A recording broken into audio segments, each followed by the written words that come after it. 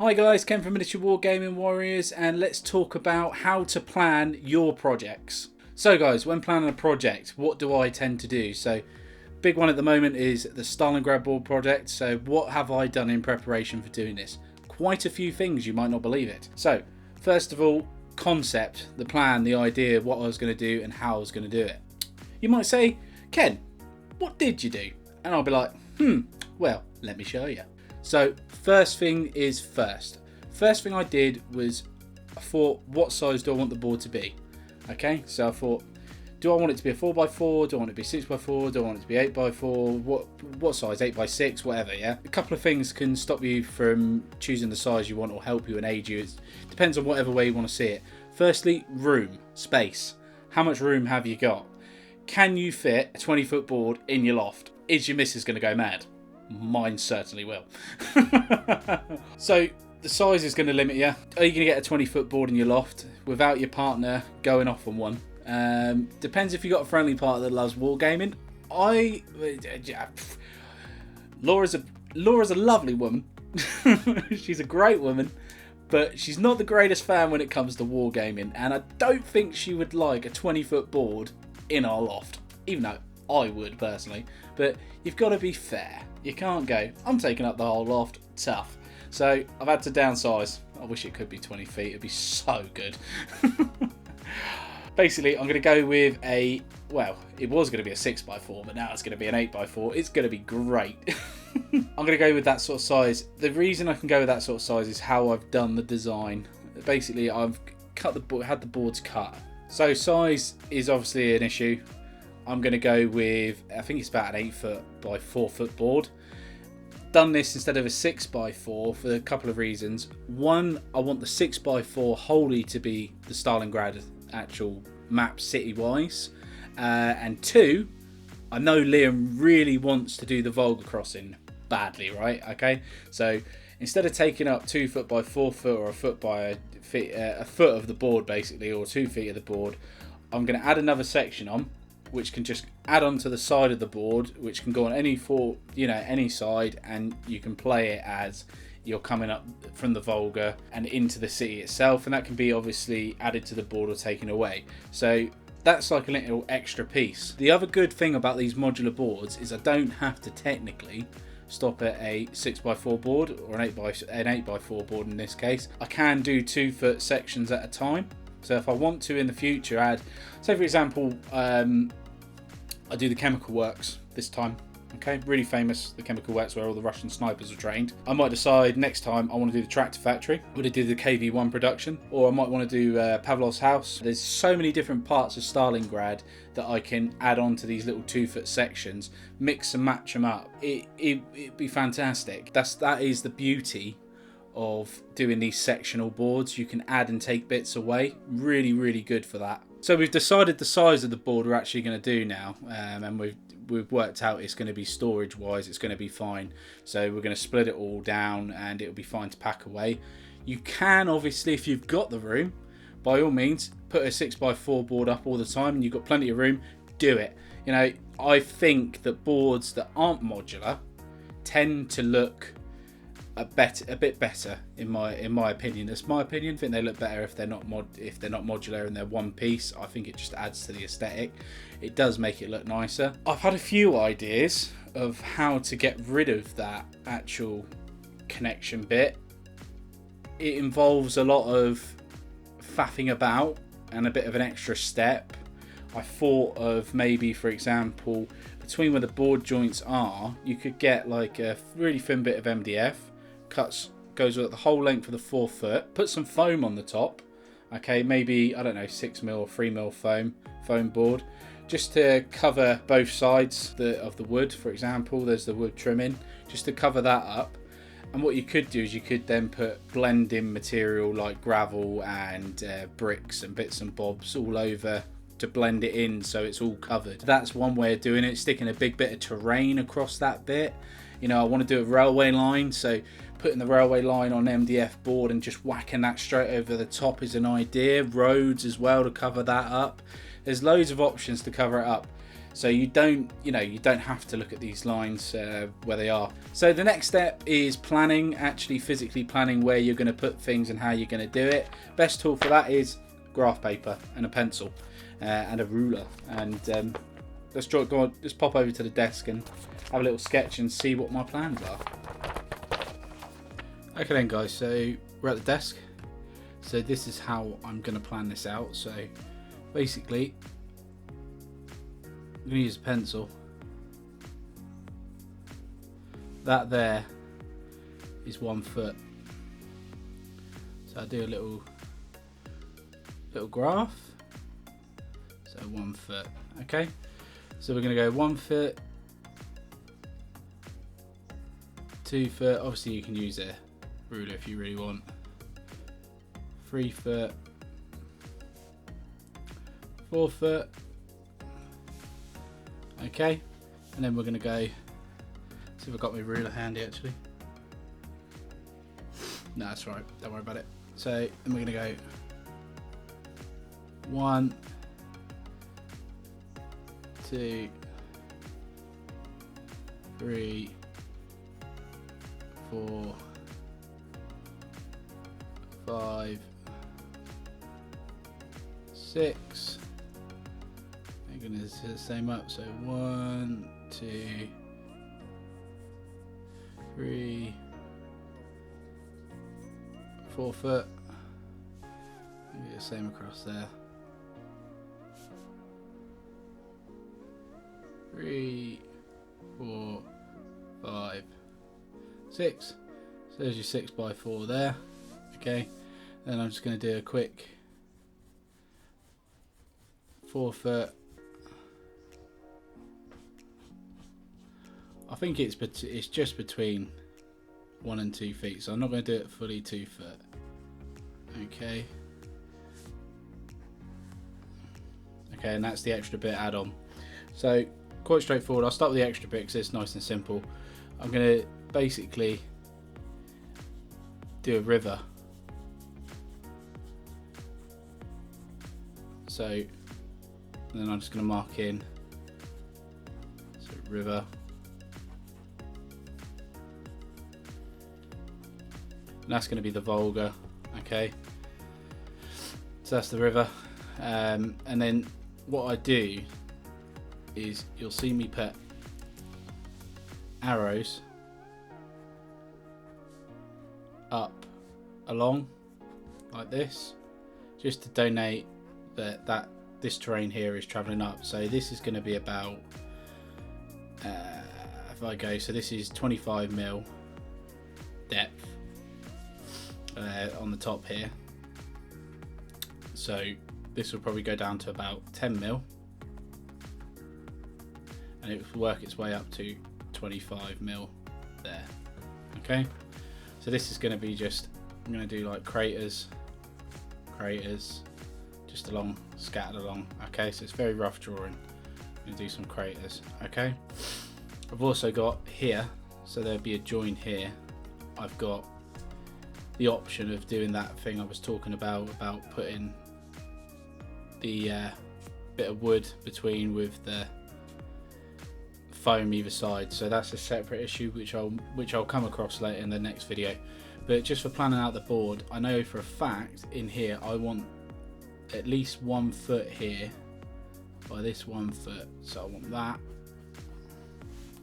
there, and I want that to continue to about there, and I want that area to be residential, so big flats. Okay, this will be ruined as well, so blown out. So this gives me that. I know for a fact I want a railway line, so that's 1 board definition here. Yeah, so I'll just put little joining lines like this just to donate that's a board, and same here, that's a board there. Okay, so I do want the factory probably to be on its own on 1 board So I'm going to want the factory to stretch out to at least that factory. Okay, so train line doesn't necessarily mean it's going to be square, it just means that that is going to be factory zone. You can see I'm doing this, and what this is going to mean that this bit of section here where the factory is going to be replaceable. Okay, so I do a little key down here.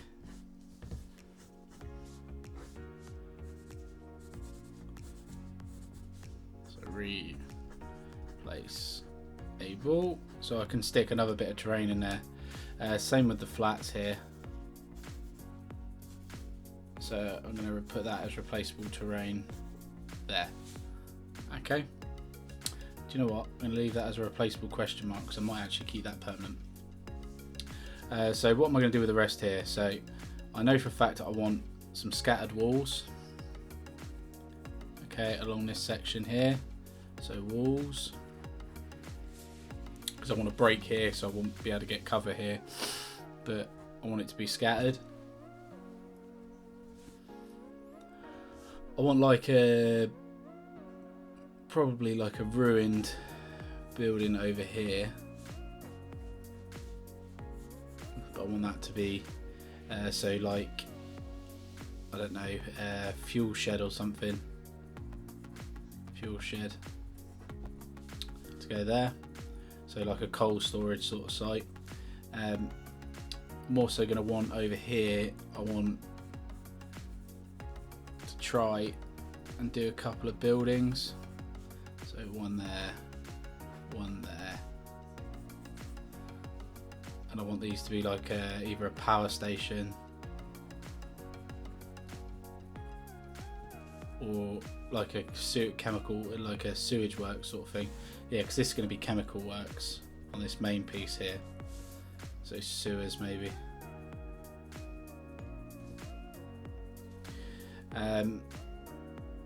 Or waterworks. And I want railway line. So I'm going to want railway line going across because that's a nice feature to split the board. I want one, maybe two tracks going directly across, but I also want a branch off here to come round to here, maybe a third track here to branch in there for the fuel shed, very possibly. So like an unloading station here.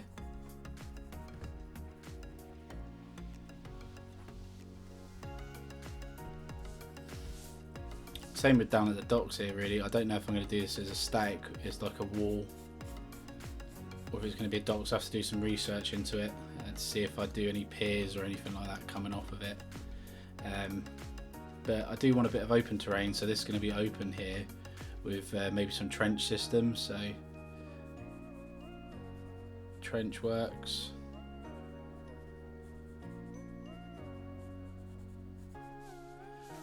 Also some trench works here.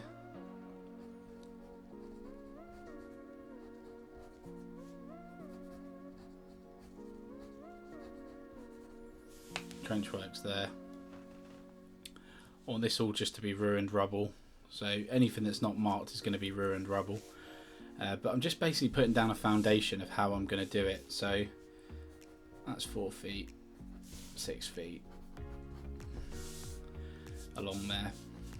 But this is pretty much the design I'm going to go for.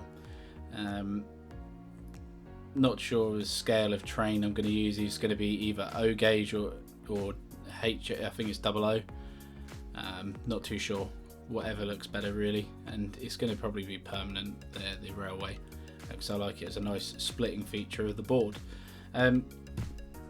So yeah, I'm probably going to stick some, walls or something around here, just something, or maybe a graveyard, maybe just something a bit different. I don't know if they had them inside the town. I'll have to do some research, but that's pretty much how I'm going to plan the board out. Again, the idea might change, how it's actually executed. But I like the idea of the railway actually going under something, so I might even stretch it out a little bit onto that board. Not too sure yet, but that will probably be permanent until I like. If I do, oh no, it won't. No, it won't, because it won't look right. But yeah, that is how I do a plan. I recommend anyone does this and sits down and does a couple of plans before they finalise what they're doing. And I'll see you back over there. Right, so that was the plan. That's like a rough idea of what I'm actually going to do. I might not stick to that. I might do many different plans leading up to actually building the board itself. It might even, while I'm building it, eyeball something and think, oh, I like that idea, I'm going to do that. So I've already got in my head, I want to do some sort of trenches like down into the board itself. If I'm going to do this, I really want to do this properly, and I really want to get in there and make the most of it, because it's a board that me and Liam hopefully will be playing on for quite a long time. Like I said, the little bits over I want to modulate, so I want to take bits of terrain out. So I want to have like the factory and things like that where the railway comes in. I want to be able to take that off the board completely and stick another piece of terrain onto the board itself, but so you can customize the board a bit all over. It's a bit of extra work, but I think in the long run it's going to be worth it.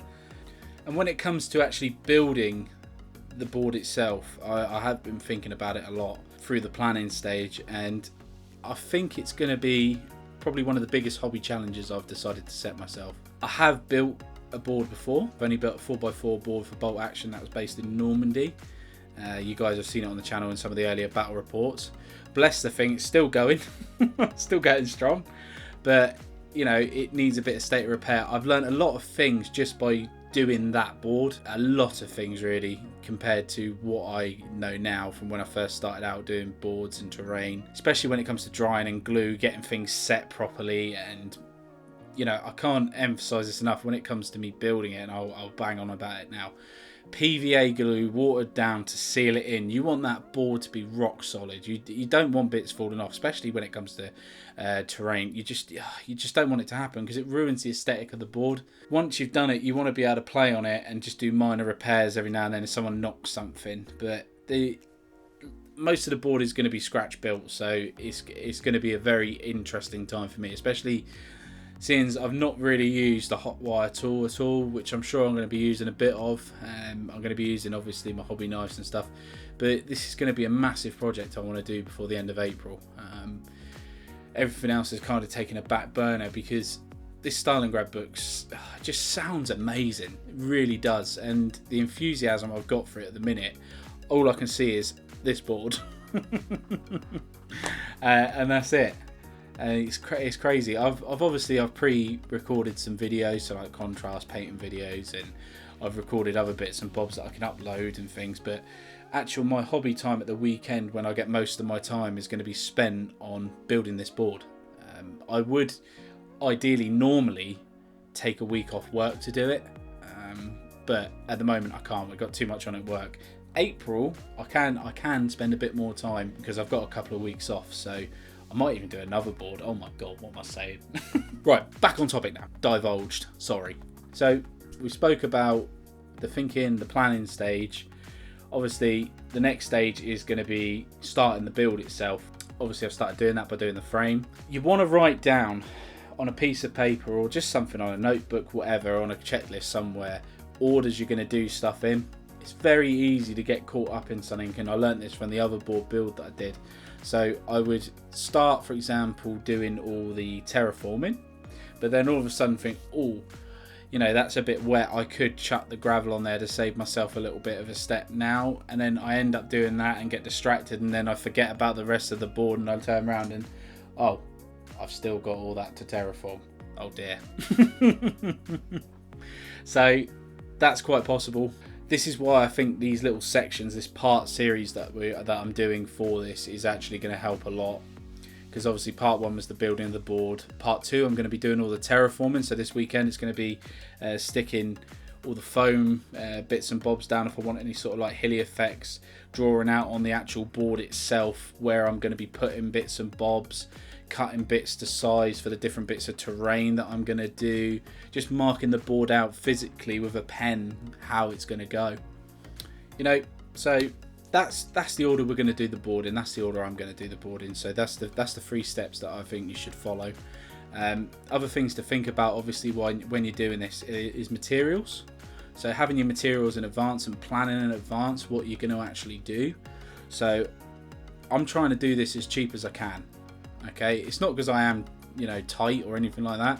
I'm just trying to get this as cheap as possible, because I know there's people out there that really have to work on a budget, that really would like to have a nice gaming table, and there's no reason why you can't if you scratch build it yourself, and you get that satisfaction and that, oh, it just feels great when you're playing on something that you've actually built.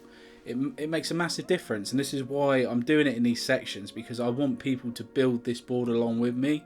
Like, they might not want to build it right now, but like in 6 months time they can go back, watch these videos, see how I've done it, you know, follow some guides and tutorials, and you know, you can make this board yourself. That's the whole point of these videos. That's why I'm listing all the products I'm using. That's why I'm talking about everything that I'm using. It's like, I know for a fact that I can go, again, UK retailer B&Q, I can go in there, and I think it's for £1.82 buy a bag of ballast. Okay, £1.82. Ballast is brilliant because it's got really fine things, from really fine sand to really big stones. Okay. Big stones I'm not too bothered about at the moment. I'm not going to be chucking them on the board, so we don't have to worry about that. That's what a siev's for.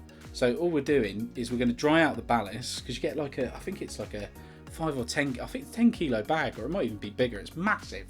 Okay, there's enough there to do the board, and then if you want to keep the rest you can, or you can chuck it away, or you can give it away to other hobby users. And that's my whole gravel that's going to be for this board. That's what Stalingrad is. There's no grass. I'm not doing any grass or greenery. It's going to be you know, the battle's been raging. We're going to have craters, everything like that, you know. And the gravel for £1.43 for the whole board. It's crazy, really. All we're going to do is we're going to get it. We're going to dry it out, because it is good. This is the thing. You need to work at it, you know.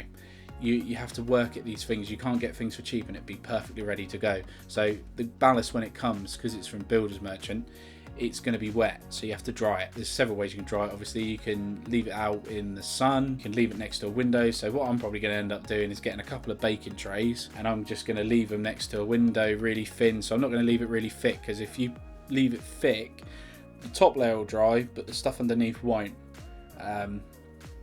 So you want to do it really thin across several baking trays over 3 or 4 days before you're going to do it, for example, or a week or 2 weeks, just so you can do it and then put it in another bag so it's dry, so you know you're ready to use, it's ready to go.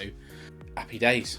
So other materials to use, like foam, XPS foam, polystyrene, bits of wood, whatever you want to use in the build, you know, to get those things like the scratch built buildings. I know I'm going to be using XPS foam, so I've already bought some. I'm going to be using cardboard, right? So I'm going to use things like cereal boxes.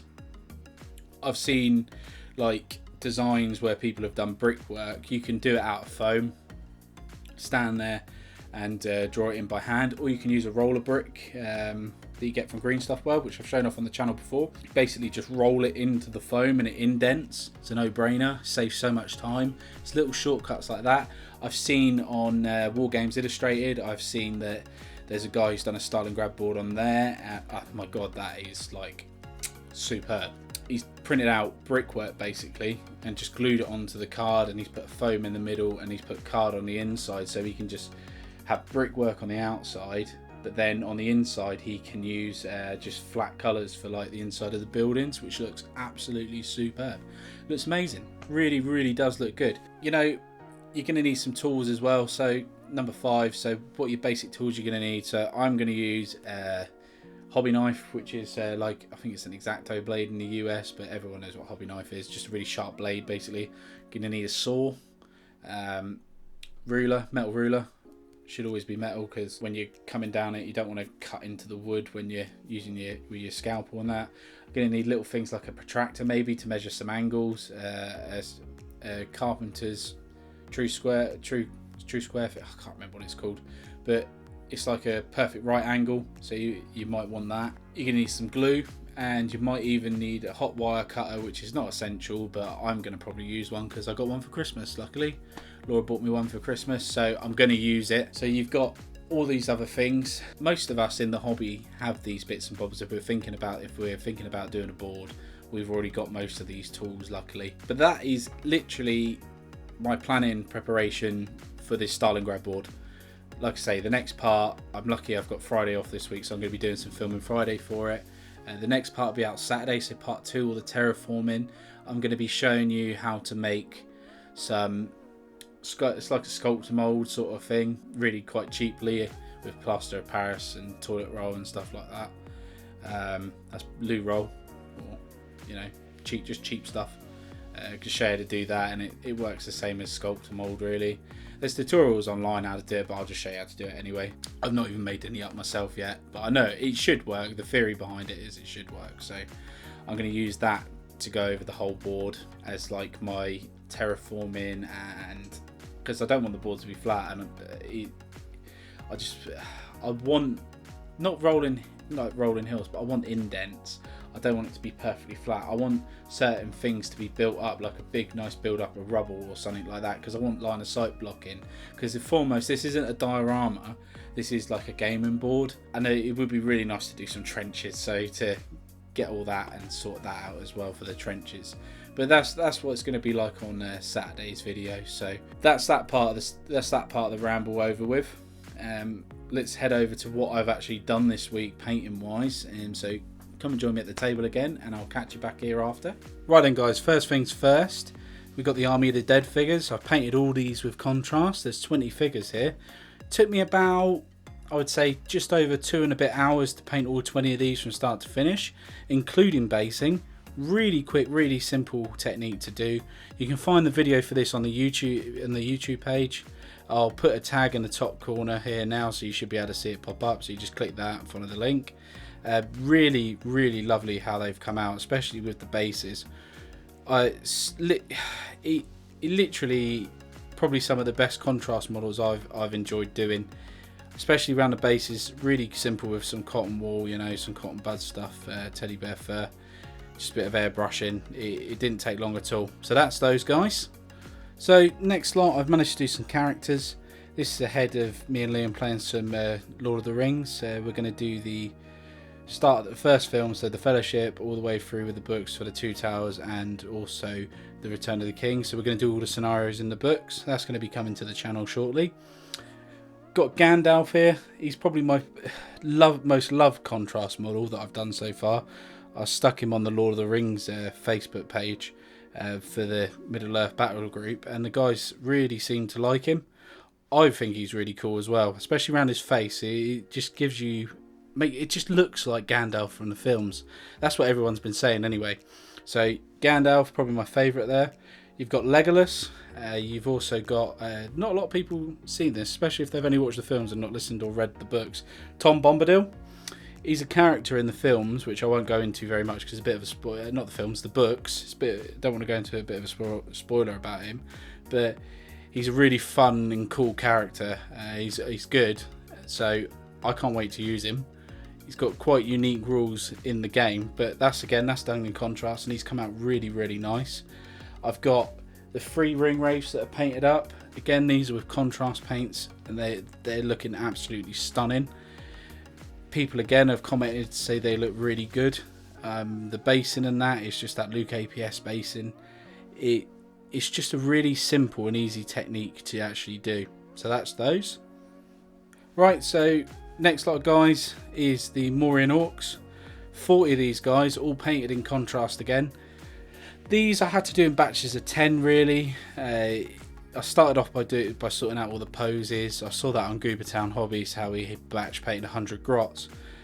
But I got to the point of, with the contrast paints, they didn't take too long. I was just literally going through and batch painting them. So I would do the skin first, then I'll do all the red, then all the black, and then all the armour. Did change up the skin tones, so I've got 3 different types. I've got just the orc flesh, you can see quite green, so it's quite fantasy. I've got the snakebite leather on its own, and I've got the Guilliman Flesh and Snakebite Leather combo, so just to give a bit of variety in the models. I've also not copied where I put all the red in all of these, just something a bit different. I think again they turn out really well, really happy with them. I think the contrast paints is definitely shining through when it comes to fantasy and you know, Lord of the Rings models. Okay, a little random assortment of models here. We've got some bolt action models, and we've also got Black Seas, my first ever painted tool ship, and I've done the rigging as well, which was let me put it this way, rather interesting. It took quite a while. Did it first time, didn't have to cut anything out, which is really good. I think with practice you'll obviously get a bit quicker at it, but this is like my first model with the rigging. I've still got to put the sails on it, but really happy with how that come out. It's done in British colours. Also got flamethrower team here for my Germans for the Russian front for when we do Stalingrad, and I've also got a Panzerschreck team here as well, painted in the Blitzkrieg sort of colours. So these are my first Germans I've done in just the Blitzkrieg. I've got some more on the go. I'm going to do Pioneer squad, so I've got 10 Pioneers ready to go. I'm in the middle of doing them now. I think 5 of them just need basing, so once they're based they'll come on the next video. So that's those. Okay, so this is the last model. I did do a little sneak peek of this over on the Facebook group, so be sure to check that out in the comments below. This is the my first 3D printed model from the Anycubic Photon Zero that I printed out. Done it in sections, so the whole base and the wheels were separate, and the gun mantle and all that was separate. The guy didn't come as part of the STL file. He's just a crewman from one of the half tracks that I've got. Painted him up with the airbrush. Sorry, painted the whole model up with the airbrush. Again, this is like one of the first models I've done in the airbrush. Quite excited of how it's come out. I did have some issues, as you can see around the front here, with little, I wouldn't say, I don't know what you would technically call it when it comes to 3D printing, maybe a bit of warping, where I think it was more to do with how the files sliced, but it just created a few gaps. I could have used green stuff, but instead I just went with putting some camo on the front. It's on the Puma chassis. It's a heavy anti-tank gun. I think it's the SDK 234-4, if I remember rightly. I think it's the 4 variant, because I think the 2 is the Puma, but it's on the Puma chassis. But this is going to be used in my bolt action games for my Germans. Well, that's the ramble over with. I hope you guys have enjoyed it, and you really enjoyed looking at some of the models and how the Stalingrad boards come into concept into my mind. Thanks very much for watching, and I'll see you again very soon.